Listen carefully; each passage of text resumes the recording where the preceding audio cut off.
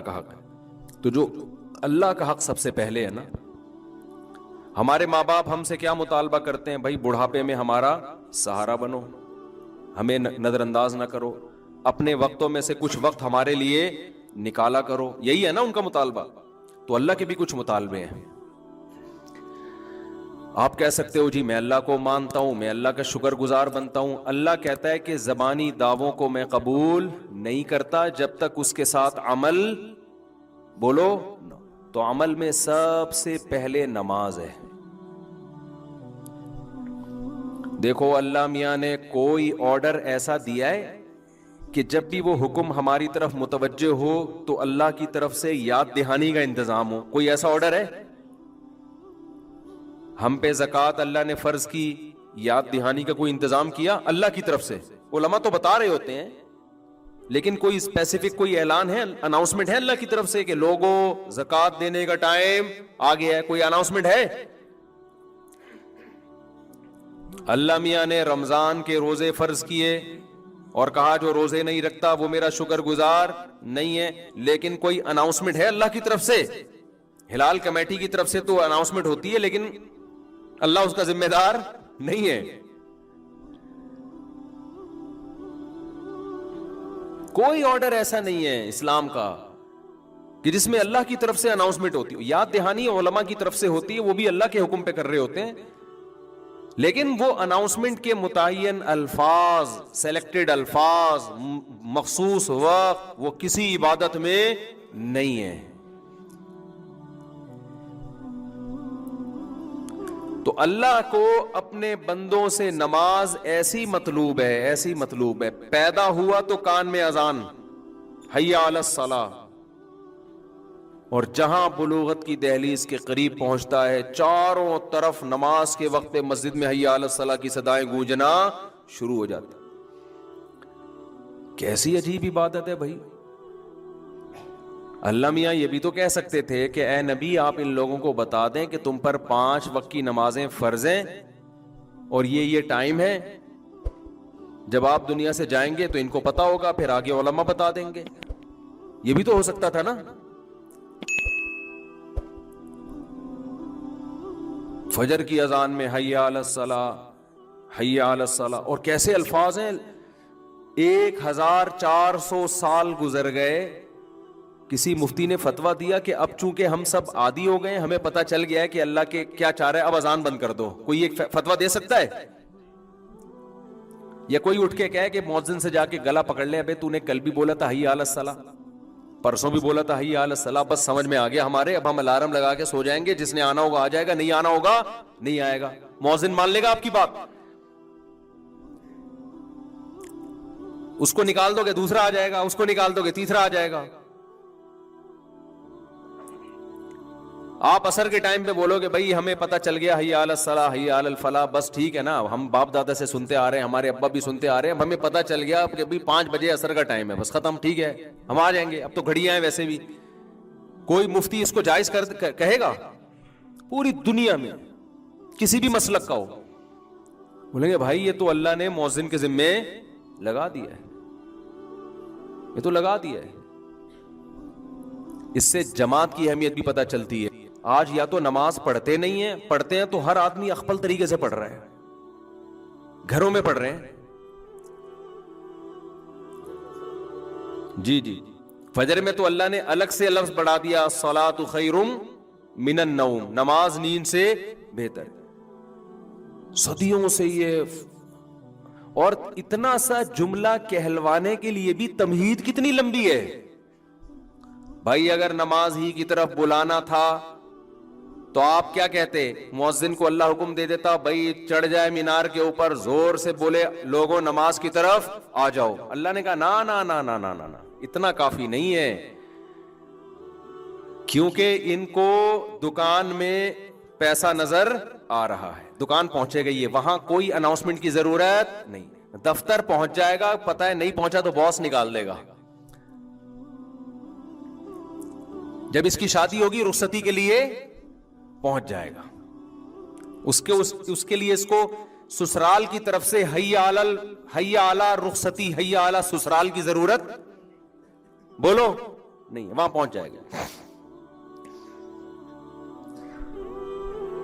ان چیزوں کے لیے موٹیویشن کی ضرورت نہیں ہے. اللہ کو پتا ہے کہ اس کے دماغ میں شیطان نے یہ بات ڈال دی ہے کہ یہ نیند قربان کر کے آئے گا تو نیند بھی قربان ہوگی اور پیسے بھی نہیں ملیں گے. مسجد میں جاؤں گا, ہو سکتا ہے کوئی ٹوٹی پھوٹی سی گاؤں کے دیہات کی مسجد ہو, وہاں ٹوٹے پھوٹے سے امام صاحب ہو. کلینک میں جاؤ تو ایسے خوبصورت سے ڈاکٹر نظر آتے ہیں وہاں, ڈیسنٹ قسم کے. یونیورسٹی میں جاؤ, ایسے پڑھے لکھے ڈیسنٹ قسم کے پروفیسر نظر آتے ہیں. ان سے ملیے, یہ ہیں پروفیسر خورشید احمد, اچھے لگ رہے ہوتے ہیں. یونیورسٹی کا ماحول کیسا اچھا ہوتا ہے آج کل, تو زیادہ ہی اچھا ہو گیا ہے. ایئرپورٹ پہ جاؤ, یہ آفیسر صاحب ہیں, یہ فلاں ہیں. اسٹیشن پہ نہیں جاؤ, مشورہ دے رہا تھا, لیکن فی الحال وہاں نہیں جاؤ. جب حالات صحیح ہو جائیں گے پھر مثال دوں گا. اسٹیشن پہ جاؤ, ہر جگہ آپ کو ایک اچھا سا. مسجد میں کیا ہوگا, وہی بیچارہ آڑا ترچھا سا غریب سا امام, وہ کھڑا ہوا ہوگا. آپ کو یہ کہ یار میں 21ویں گریڈ کا آفیسر ہوں, اس کو اپنا باپ بنا کے آگے کھڑے کروں اور اس کے پیچھے میں ہاتھ باندھ کے کھڑا ہو جاؤں. اور کیا کرے گا یہ, وہی فجر میں چند صورتیں پڑھے گا, پھر رکوع, پھر سجدہ, سلام پھیرو اور گھر چلے جاؤ. تو یہ کیا ہوا ہے, اس میں کیا ہے, کیا ملا مجھے اس سے؟ ظہر کے وقت میں تو بزنس کا ٹائم ہوتا ہے, عصر کے وقت میں تو دکان پہ اور زیادہ رش ہوتا ہے, اس کو بند کر کے مسجد میں جانا. تو اس لیے اللہ نے کیا حکم دیا, مؤذن کو کہا کہ خالی حی علی الصلاۃ سے کام نہیں چلے گا. پہلے ان کو بتاؤ اللہ اکبر, اللہ سب سے بڑا ہے. یہ جو تو نے جس کو بڑا بنا لیا ہے نا, ابھی مرے گا تو پتہ چل جائے گا تھوڑے دنوں میں.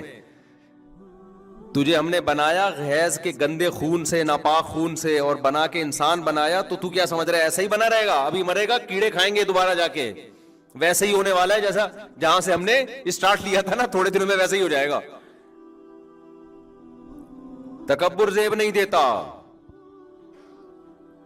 علماء کا اس پر اتفاق ہے کہ جو شخص نماز نہیں پڑھتا وہ متکبر ہے. تبھی تو حدیث میں آتا ہے فرعون کے ساتھ حشر ہوگا, تکبر کی وجہ سے کہ اللہ کی دعوت پر لبیک نہیں کہہ رہا, اتنا اپنے آپ کو فنٹر سمجھتا ہے. مؤذن کہہ رہا ہے حی علی الصلاۃ اور کہہ رہا ہے میرے پاس ٹائم نہیں ہے. بعض لوگ تو یہاں تک کہتے ہیں نماز وہ پڑھے جو فارغ ہو, معاذ اللہ. روزہ وہ رکھے معاذ اللہ جس کے پاس کھانے کے پیسے نہ ہو. یہاں تک فرعونیت بڑھتی ہے انسان کی. تو اللہ میاں نے کیا اناؤنسمنٹ کروائی, اللہ اکبر, اللہ سب سے بڑا. پھر اللہ اکبر, اللہ سب سے بڑا. اشہد ان لا الہ الا اللہ, اس اللہ کے سوا عبادت کے لائق کوئی بھی نہیں. پھر اشہد ان محمد رسول اللہ. میں کیوں, اللہ کو تو اور بھی بہت سے لوگ مانتے ہیں, نماز کو نہیں مانتے. ہم تو بھائی اللہ کے میسنجر محمد صلی اللہ علیہ وسلم کو مانتے ہیں. اشہد ان محمد رسول اللہ کا مطلب کیا ہے کہ میسنجر آف گاڈ ہے وہ, تو ان کا میسج ہے کہ نماز قائم کرو, اور یہ ان کا نہیں ہے, یہ کس کا ہے, یہ اللہ کا ہے. اس لیے ان کی وہ یاد دہانی کے لیے اناؤنسمنٹ ہوئی. اتنی لمبی تمہید کے بعد یہ نعرہ لگایا جاتا ہے حی علی الصلاۃ, حی علی الصلاۃ. فوراً شیطان حملہ کرتا ہے کہ ٹھیک ہے اللہ کو بھی مان لیا, اللہ کے رسول کو بھی مان لیا, اللہ کی کبریائی بھی مان لی, لیکن تکلیف تو ہو رہی ہے نا جاتے ہوئے. ملے گا کیا انسان کو جب تک اس کا کوئی مفاد نہ ہو نا, اس کو موٹیویشن نہیں ملتی. تو بتایا حی علی الفلاح, تھوڑی کامیابی نہیں بہت بڑی کامیابی ہے. خدا کی قسم, اتنا تو آپ کے باس کی طرف سے اگر آرڈر آتا نا تو آپ آدھا گھنٹہ پہلے پہنچ جاتے. اس اسٹائل میں آرڈر آتا, پھر اس کو ریپیٹ کیا جا رہا ہے. لیکن مؤذن کو حکم ہے کہ اذانیں فضاؤں میں گونجتی رہیں, ان کو زبردستی اٹھانے کی ضرورت نہیں ہے. یہ پڑے ہوئے سوتے رہیں, سونے دو ان کو. جو کاروبار میں لگا ہوا ہے لگا رہنے دو, جو یونیورسٹیوں میں ایجوکیشن میں لگا ہوا ہے, پڑھائی میں, اس کی نظر میں پڑھائی کی ویلیو ہے نا کہ ایکچولی ہمارے لیکچر کا ناغہ ہوگا اگر ہم نماز پڑھیں گے, ایکچولی کل پیپر کی تیاری بھی کریں, ایکچولی بہت ہے آج کل لوگوں کے پاس.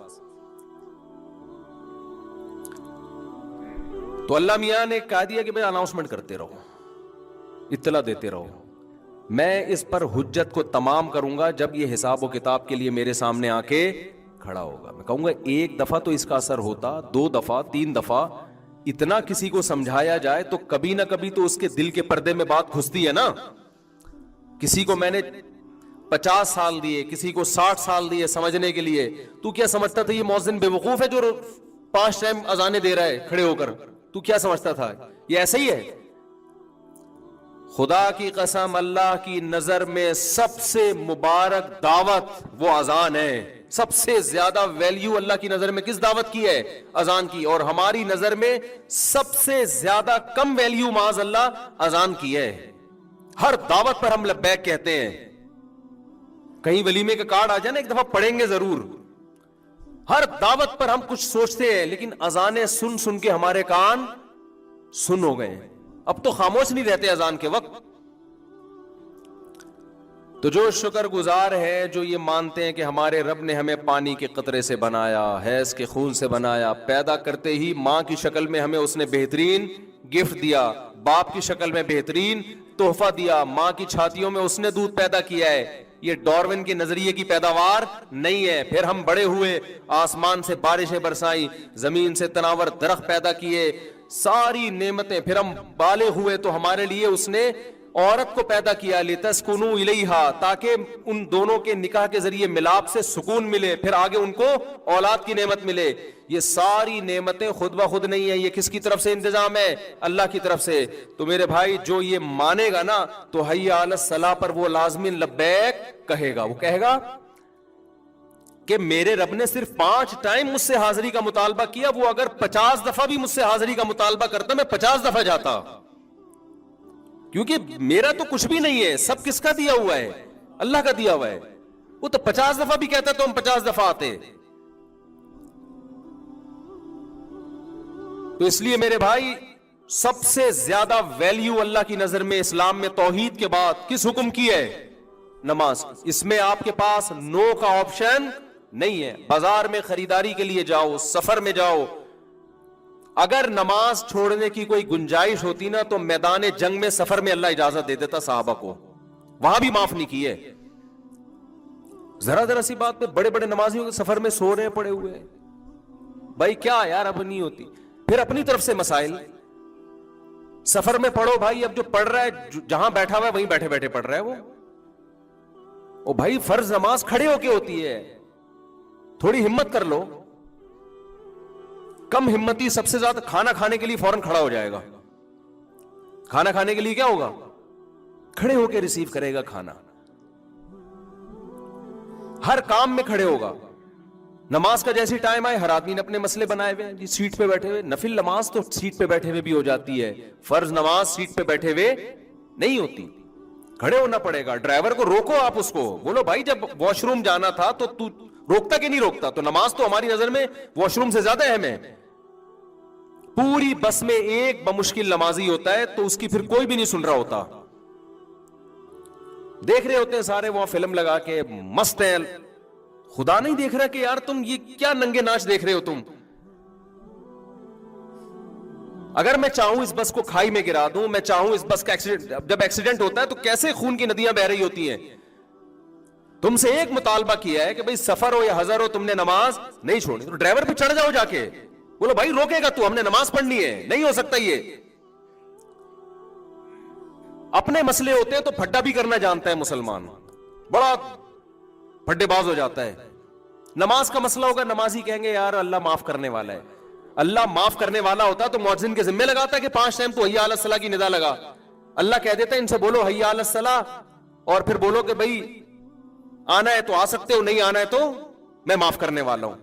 اللہ نے معاف نہیں کرنا تھا تبھی تو کہا کہ حجت تمام کرو ان کے اوپر, کہ نہیں چھوڑوں گا میں ان کو. تو اس لیے بھائی سفر ہو یا حضر ہو, نماز آپ نے پڑھنی ہے. ہاں ڈرائیور پر آپ نے غصہ بھی کر لیا, ہر طرح سے کوشش کر لی, پھر بھی نہیں مان رہا, پھر آپ مجبور ہیں, پھر آپ سیٹ پہ بیٹھے بیٹھے پڑھ لیں اور احتیاطاً اس کو لوٹا بھی لیں. اپنی کوشش تو پوری کریں نا, اتنی کوشش کریں جتنی واش روم جانے کے لیے کوشش کرتے ہیں. تو ہماری خواتین بھی چھوڑ دیتی ہیں, شاپنگ کرنے گئی ہیں تو نماز چھوڑ دی, کوئی جگہ ہی نہیں ملی. کیوں جگہ نہیں ملی بھائی؟ جعلت لی الارض کلھا مسجدا، حدیث میں آتا ہے اللہ نے میرے لیے پوری روئے زمین کو سجدہ گاہ بنا دیا ہے، پوری روئے زمین. کہیں موقع ملے، ہم نے تو اللہ کا شکر ہے سڑک پہ کھڑے ہو کے نماز پڑھی ہے، سڑک پہ نماز ہو جاتی ہے، میدانوں میں، صرف بیت الخلاء گندگی کی جگہ وہاں نہ پڑھو. پاک ہونا چاہیے بس جگہ کا. اور جگہ کے پاک ہونے کے لیے یہ ضروری نہیں ہے کہ صرف سے 6 دفعہ اس کو دھویا ہو آپ. سڑک بھی پاک ہے، مٹی بھی پاک ہے، جب تک ناپاک ہونے کی دلیل نہ ہو شرعن اس کو پاک سمجھا جائے گا. جتنی بھی جگہ ہے نا یہ سب پاک ہی سمجھی جاتی ہیں جب تک آپ نے خود سے وہاں کوئی گندگی نہ دیکھ لی اپنی آنکھوں سے. لوگ وہمی بن رہے ہوتے ہیں کہ پاک نہیں ہے، تو بھئی پاک ہے سب جگہ، مسجد سے باہر نکلو سب پورا سب کچھ پاک ہے، جب تک کوئی آپ کو واضح طور پر گندگی نظر نہ آ جائے. صحابہ کرام تھوڑی دریا بچھا کے نمازیں پڑھا کرتے تھے پہلے، وہ تو جہاں جگہ ملتی تھی وہ تو جوتوں سمیت نماز پڑھا کرتے تھے.